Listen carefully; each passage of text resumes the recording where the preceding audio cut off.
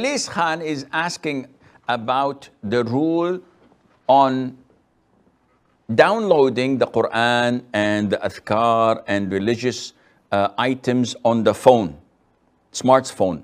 Although I consider them to be stupid phones, because you see people nowadays just using them, reading stuff that does not get them closer to Allah, does not benefit them in this dunya, simply waste of time, and makes people stupid. When you spend like 4 or 5 hours just looking at this device, if you spend the same time on reading the Quran, wallah, you'll be in a better place. Nevertheless, so he's asking what's the ruling. The ruling is it's permissible. No one of the scholars I know had ever said that it is haram or not recommended. Now, the catch is, Brother Jalis most likely is asking for 2 reasons, or one of them. He's doubtful because how would I enter the toilets with my phone in my pocket with the Quran in it, Quran app? There's no problem in that, none whatsoever, because the Quran itself is not physically there until you turn it on and you click on the app.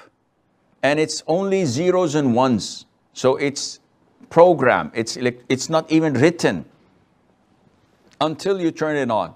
So there's no problem in doing that and entering the toilet, but don't turn on the app in the toilet. His second concern probably would be that though I have an app of Quran, yet I do have shortcomings. So I may have downloaded few music clips, videos, inappropriate material. I sometimes watch videos, I sometimes listen to music. So he's confused now. How can I have this beautiful app that allows me to read the Quran, and at the same time, in the same device, I have this filthy material? Okay, this is sinful, but does not mean that you have to remove the good, which is the Quran app. It's like asking someone who memorizes the Quran but fell short and started committing sins to, akhi, this is not permissible, you have to forget the Quran. Don't go to the masjid and pray, and might as well don't fast Ramadan because you're a disgrace to the hafiz of the Quran. This is not true. This is a sin, and this is a good deed. So I would advise such people, if this is related to Jalis Khan, to fear Allah Azza wa Jal. If you have the Quran in your app, you should not use the phone for something that is haram, such as music, which is the consensus of the 4 schools of thought that it is haram. I'm shocked when people come and say, it's an issue of dispute. Are you serious?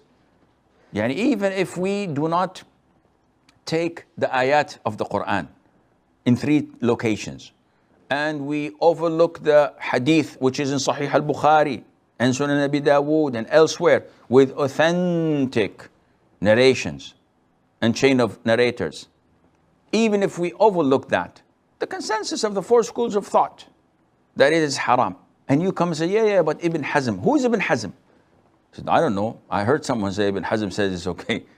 And they don't know anything about Ibn Hazm. So music is haram. And watching video clips and movies is totally prohibited. No Muslim in his right mind would come and say, watching movies is permissible. Going to the cinema is halal. This is pathetic.